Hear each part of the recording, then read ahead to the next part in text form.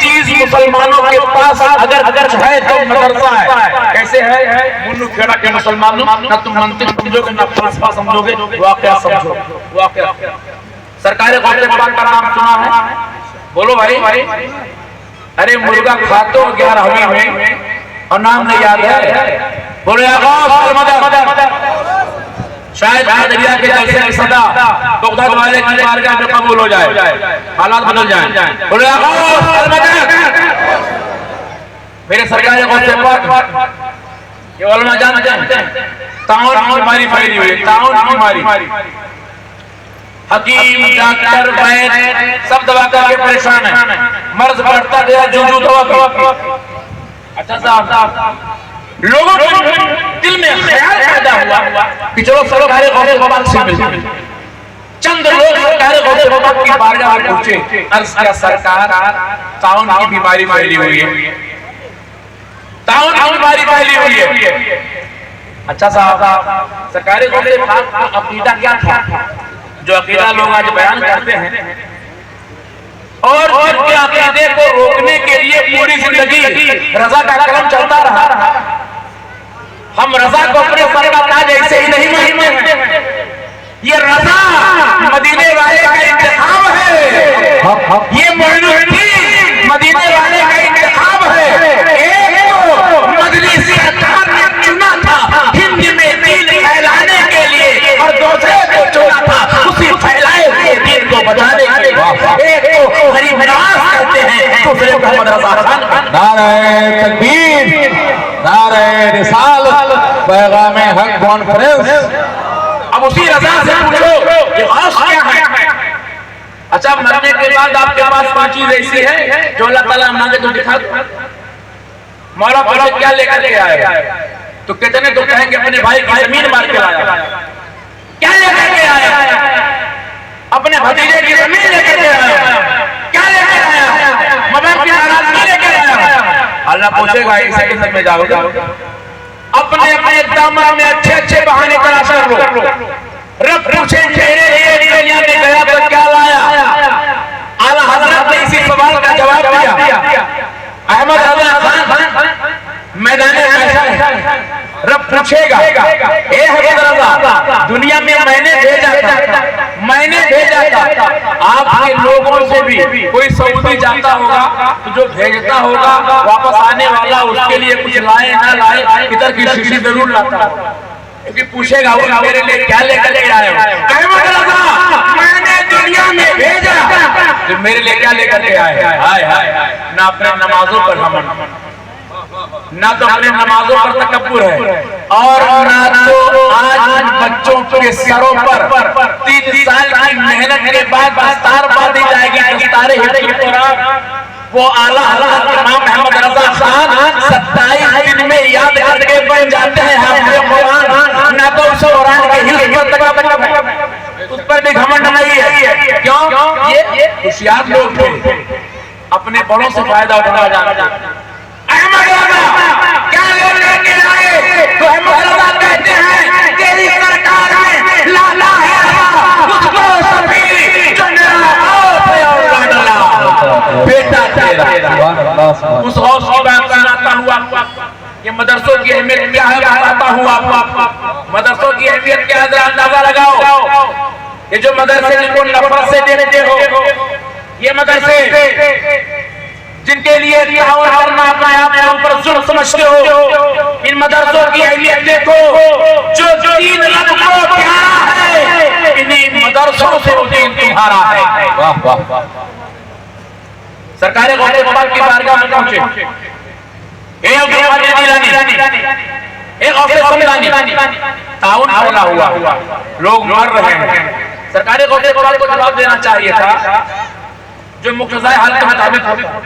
کیا جواب دینا تھا؟ ارے بھائی لوگ مر رہے ہیں, ڈاکٹر کے پاس جاؤ, حکیم کے پاس جاؤ, وید کے پاس جاؤ, میرے پاس کیا ہے؟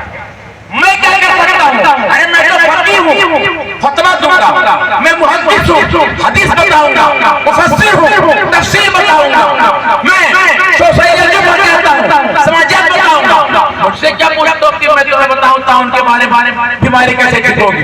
مگر وہ غوث اعظم ہے, وہ اللہ کے رسول کے پیارے انہیں معلوم ہے کہ دنیا کو جو جواب کسی اور جگہ سے نہیں مل سکتا ہے وہ ایک عالم دین کے دربار سے مل سکتا ہے. ایک عالم ہونے کی حیثیت سے، ایک محدث ہونے کی حیثیت سے، ایک فقیہ ہونے کی حیثیت سے، ایک حکیم ہونے کی حیثیت سے ارشاد فرماتے ہیں شفا چاہتے ہو. ایک غوث سبحانی بہت پریشان ہے، بالکل شفا چاہتے ہیں.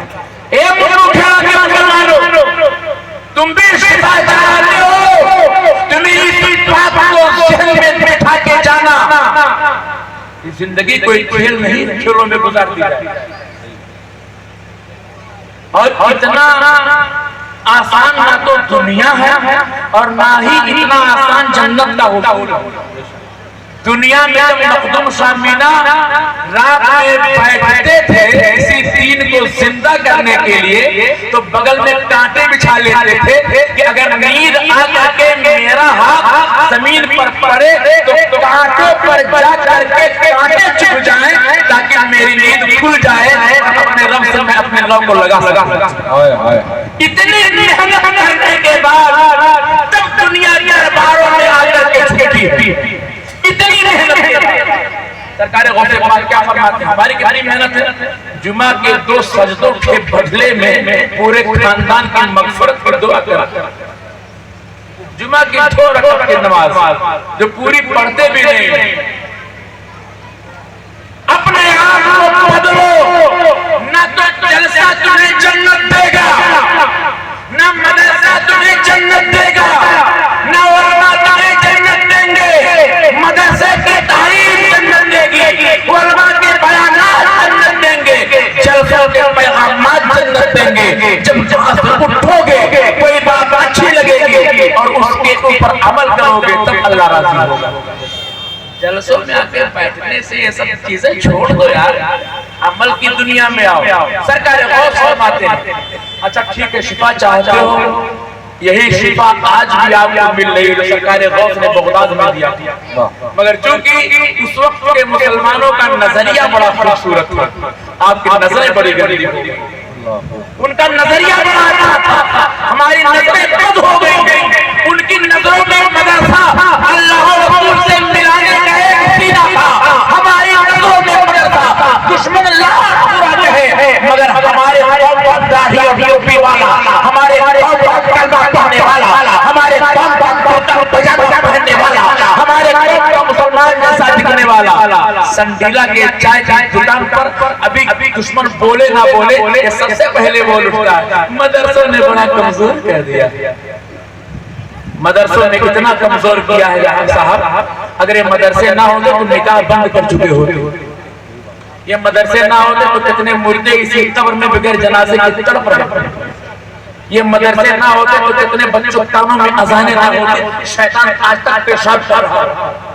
شکر ادا کرو مدرسے کا، یہ مدرسے تمہارے رابطوں کو کہیں اللہ سے رسول اللہ سے جوڑتے ہیں. یہی پیغام دیا تھا اپنے ماننے والوں کو سرکار غوث میں. اے سرکار غوث سمدانی طاعون کی بیماری سے پورا بغداد مر رہا ہے، کچھ انتظام فرما دیں.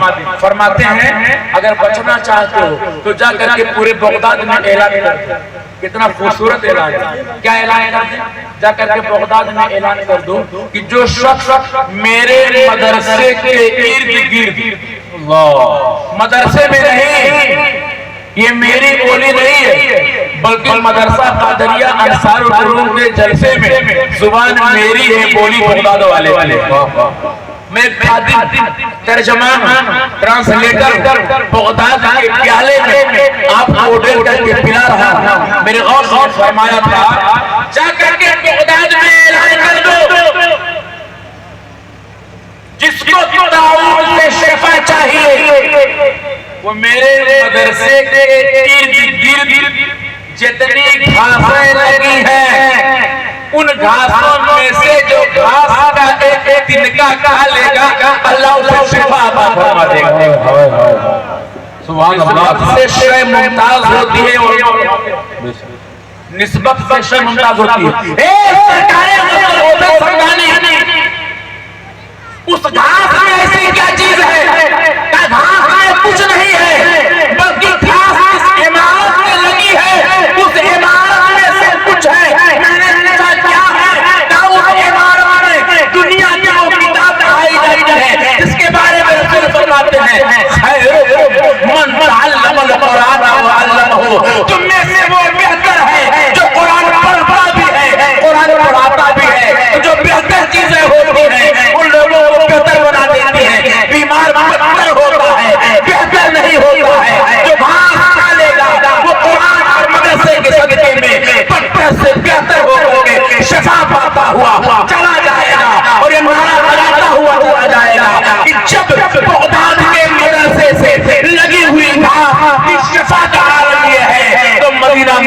کی خاک اجتماع کا عالم کریں۔ نعرہ تکبیر، نعرہ رسالت، پیغام حق کانفرنس، خواجہ کا ہندوستان، عظمت سرکار غوث اعظم۔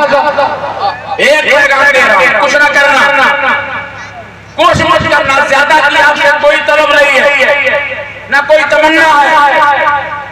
خیر من تعلم القرآن وعلمہ، تم میں سے وہ بہتر جو قرآن پڑھتا بھی ہے پڑھاتا بھی ہے۔ یہ نعرہ کس کا ہے؟ کس کا نعرہ ہے؟ بولو، رسول اللہ کا نعرہ ہے۔ کس کا نعرہ ہے؟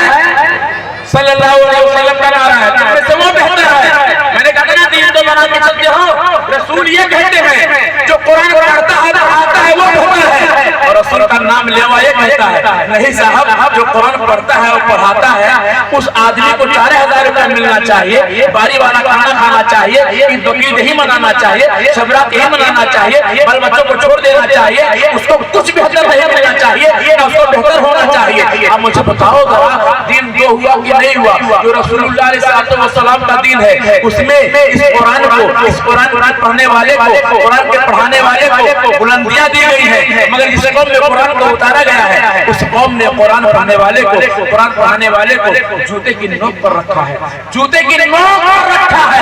یاد رہے جب قرآن جوتے کی نوک پر آئے گا تو قوم ترقی پر نہیں جائے گی، پستیوں میں جائے گی۔ ورنہ محمود غزنوی ایک کمرے میں سو رہے تھے، قرآن رکھا ہوا، نگاہ پڑ گئی تو کہا میں سو اور میرے پیر کی طرف قرآن ہو، اللہ کو کیا جواب دوں گا؟ تمہارے گھروں کے اندر بھی قرآن رکھا ہوگا، کبھی سوچا؟ میں ایک بات عرض کر دوں، محمود غزنوی نے جملہ دیا تھا کسی کمرے میں قرآن پیر کی طرف رکھا ہے اور میں اس پر پیر کر کے سو ہوں، کیا جواب دوں گا اللہ اور رسول کو؟ کہ جتنے لوگ بیٹھے ہوئے ہیں، جتنے حافظ قرآن ہیں، سب کے سینے میں قرآن ہے، تمہاری گالیوں کا بھی شکار ہوتے ہیں، تمہارے مار کا بھی شکار ہوتے ہیں، تمہارے کانوں کا بھی شکار ہوتے ہیں، تمہارے سر کا بھی شکار ہوتے ہیں۔ کبھی خیال آتا ہے رسول اللہ کو کیا جواب دیں گے، اللہ کو کیا جواب دیں گے؟ محمود غزنوی پوچھتے ہیں، قرآن کو اٹھاتے ہیں اور دوسرے کمرے میں رکھاتے ہیں، پھر آ کے بستر پر لیٹ جاتے ہیں۔ دل میں خیال پیدا ہوتا ہے محمود غزنوی قرآن رکھنے کے لیے نہیں آیا تھا، پڑھنے کے لیے آیا ہے۔ اللہ کو جواب کیا دے گا؟ قرآن جب پوچھے گا کہ تو نے قرآن کو اٹھا کے رکھ دیا، تو نے قرآن کا مطالعہ کیوں نہیں کیا، تو نے قرآن کو سینے سے کیوں نہیں لگایا؟ کتنے گھروں کے اندر قرآن رکھا ہوا ہے، کتنے قرآن سے ایسی محبت کرتے ہیں، اور قرآن سے محبت کا بدلہ دیکھو، رزلٹ دیکھو۔ کہ محمود غزنوی کا انتقال ہوا تو وقت کے ولی بن نے خان میں دیکھ کر کے پوچھا تھا محمود غزنوی تیرے ساتھ تیرے رب نے کیا معاملہ کیا؟ محمود غزنوی مسلمان کر کے جواب دیتے ہیں سارے ہمارے ایک رکھے رہ گئے، مگر ایک رات جو قرآن کا احترام کیا تھا، قرآن کی تلاوت کی تھی، قرآن سے دل لگایا تھا، رب نے ارشاد فرمایا میرے قرآن کی محبت میں اپنی ذاتیں جو قربان کر دیا کرتے ہیں میں انہیں جنت کی فردوس دے دیا کرتا ہوں۔ مولا نے مجھے جنت کی فردوس دے دیا۔ یہ چلتے پھرتے قرآن، یہ چلتے پھرتے قرآن، میں کچھ نہیں کہوں گا آپ سے، صرف ایک بات کہوں گا، بچے ذرا ان کا چہرہ دیکھو، ذرا ان کا چہرہ دیکھو، 8 سال کی عمر میں اپنے ماں کے دامن شہوت کو چھوڑ دیتے ہیں، 8 سال کی عمر میں اپنے باپ کے سینے کو چھوڑ دیتے ہیں۔ آپ کیا جانے مدرسے کا حال، کیا جانے مدرسے کی قربانیاں، کیا جانے مدرسے کی محبت ہے۔ 2.5% نکالنے والی قوم 2.5% سرکار نکال کر کے 2,500 نکالنے 2,500 نکالنے کے بعد اپنے قوم کے، اپنے گاؤں کے امام سے جا کر کے مسجد کا حساب مانگتے ہو، شرم نہیں آتی؟ یہ 2.5% 2,500 لوگوں کو دینے کے بعد، اور یاد رہے علماء بولتے ہیں کہ نہیں بولتے مجھے نہیں معلوم، مگر میں بول کے جا رہا ہوں، جہاں پہ قرآن پاک میں صدقات و زکات کے استعمال کے ذرائع بتائے گئے ہیں، وہیں پر ایک لفظ اور آیا ہے وَالْعَامِلِينَ عَلَيْهِ، آیا ہے۔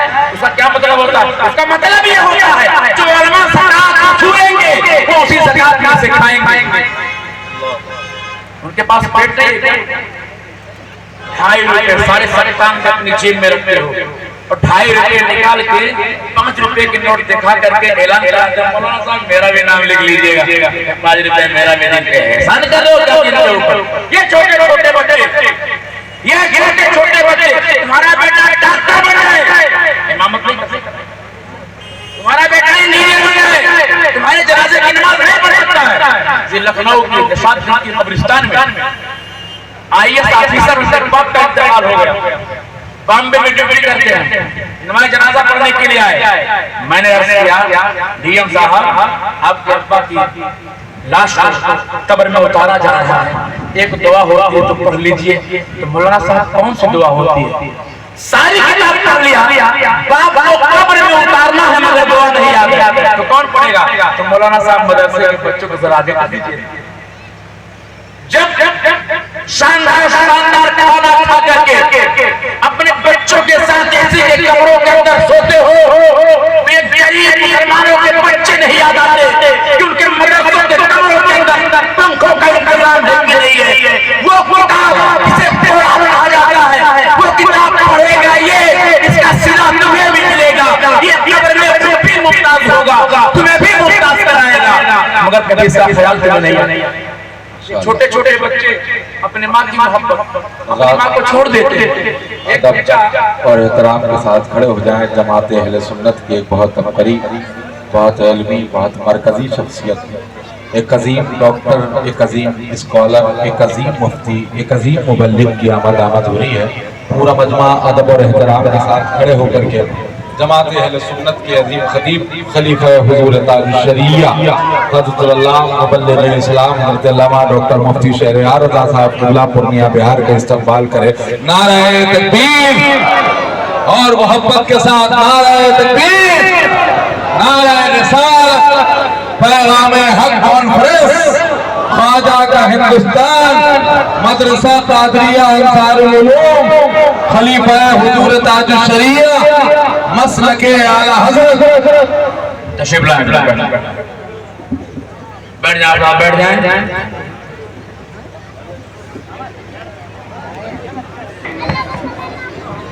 ابھی سمجھایا تھا نا، ابھی تو پڑھیے بات پڑھیے۔ صلی اللہ علیہ وسلم، صلاۃ و سلام علیک سیدی یا رسول اللہ صلی اللہ علیہ وسلم، خیر من تعلم القرآن وعلمہ۔ یہ نعرہ ممتاز ہونے کا، یہ نعرہ منفرد ہونے کا، یہ نعرہ باوقار ہونے کا، یہ نعرہ معزز ہونے کا کسی عام انسان نے نہیں دیا ہے، پیر انڈیا نے دیا ہے۔ یہ سب سے اچھے ہیں، جن کو پڑھائے وہ سب سے اچھے ہیں۔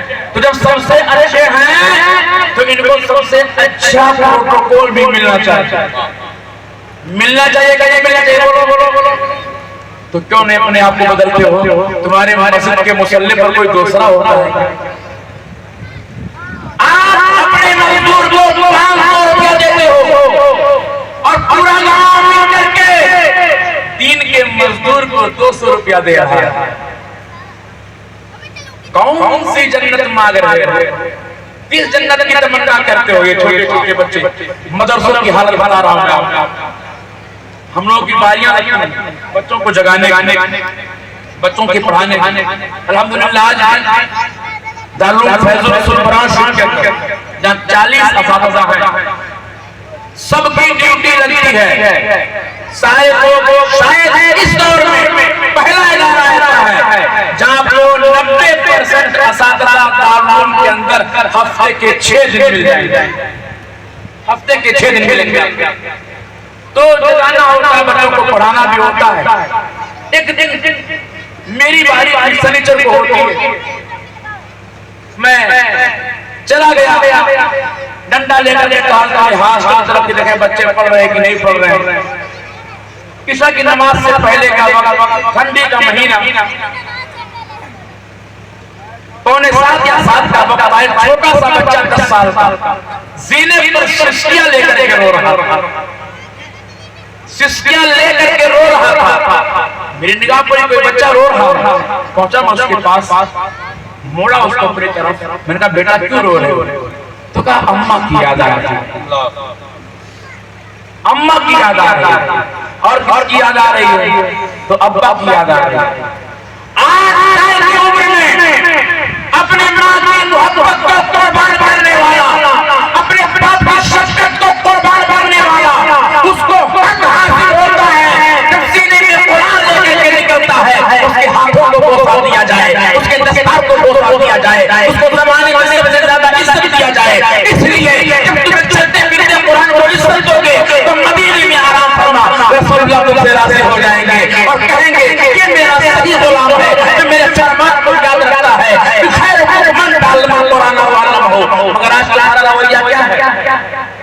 तुम्हारा रवैया क्या है? अगर ये कुर्बानियां देने वाले बच्चे मदरसों के अंदर ना आए, मुझसे बताओ जरा नमाज़ें कौन पढ़ाएगा? मालूम है ये स्ट्रक्चर कमेटी की रिपोर्ट है, 1.5 से 2% बच्चे मुसलमानों के मदरसों में आते हैं। इसका मतलब है कि 98% कॉन्वेंट और मॉन्टेसरी में जाते हैं।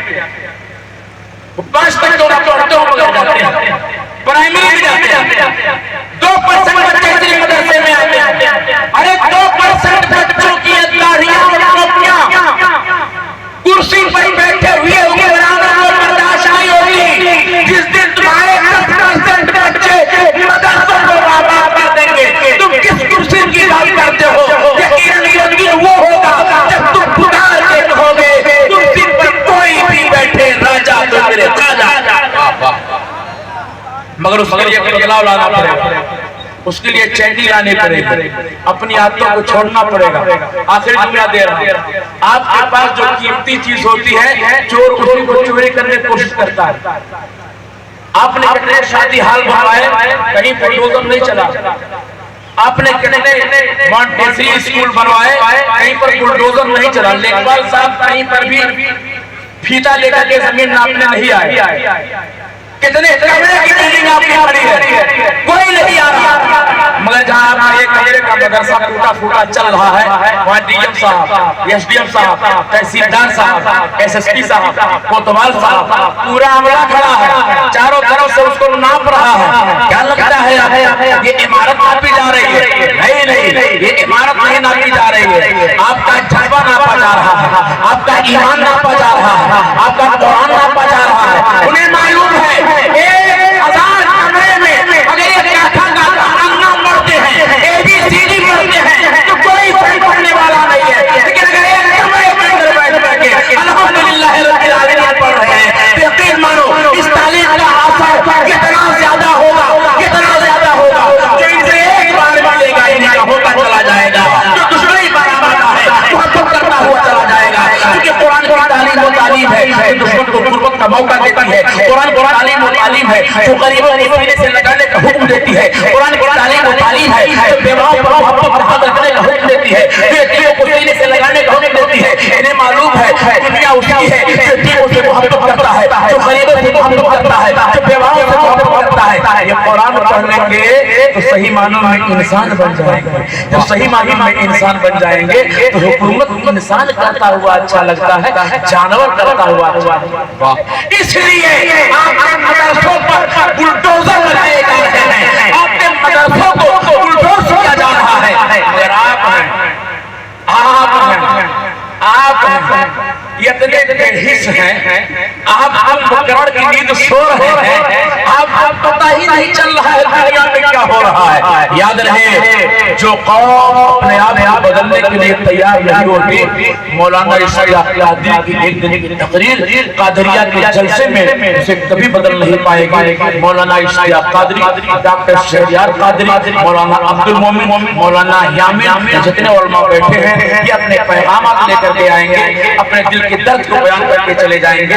आपसे गुजारिश तो कर सकते हैं मगर डंडा मार के अमल नहीं करवा सकते हैं। इसलिए जाते जाते अर्ज करता हूं, आपकी सबसे कीमती चीज आपका मदरसा है, क्योंकि आपके मदरसे से ही आपका दीन फैलता है, वो दीन फैलता है जिसके बारे में रब ने इरशाद फरमाया इन्न दीना इनदल्लाहिल इस्लाम।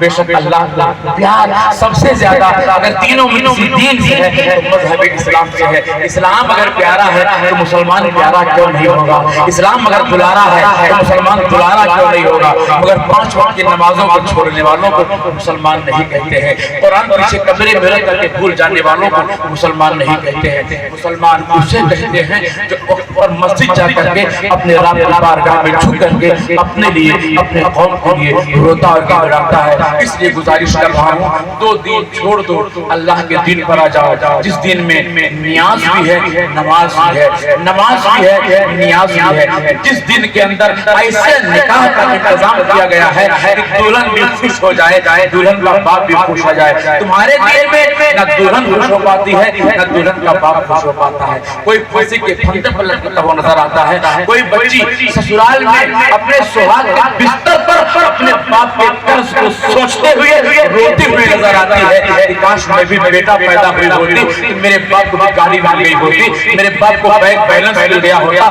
یہ چرچے اسی لیے ہوتے ہیں تاکہ دین کی صحیح سمجھ آپ تک پیش کر دی جائے، آپ کے عمل پر، آپ کے ایمان پر جو گرد و غبار پڑ چکے ہیں وہ صاف ہو جائے۔ میری بات اچھی لگے تو بھی اچھا ہے، خراب لگے میں آپ سے گزارش نہیں کرتا ہوں، کیا مجھے معاف کر دیجیے گا۔ میں عالم ہوں، حق بات پہنچانا میرا کام ہے، میری ڈیوٹی ہے، میری ذمہ داری ہے۔ اللہ کو اچھا لگے یہی چاہتا ہوں، رسول اللہ کو اچھا لگے یہی چاہتا ہوں۔ بس جاتے جاتے عرض کر رہا ہوں، اگر یہ مدرسے کے دنوں دیوار میں نے مدرسے کو دیکھا ابھی تو پوچھا میں نے مولانا امین صاحب سے، اس سے پلستر کب سے نہیں ہوا ہے؟ لوگوں کو پلستر اتنے زیادہ ہیں، چہروں پر کریم کے پلستر ہیں، کپڑوں پر پریس کے پلستر ہیں، گھروں پر 3-4 رہتے ہیں چولہے اور سیمنٹ لگے ہوئے ہیں، مگر یہ مدرسہ جہاں قرآن پڑھایا جاتا ہے تو اپنے دل سے پوچھو سب سے بہتر کتاب قرآن ہے کہ نہیں ہے؟ تو قرآن اسی پنجر کے اندر پڑھائی جائے گی، قرآن اسی روتے ہوئے مکان کے اندر پڑھایا جائے، کیا یہ اچھا لگتا ہے؟ پورا گاؤں مل کر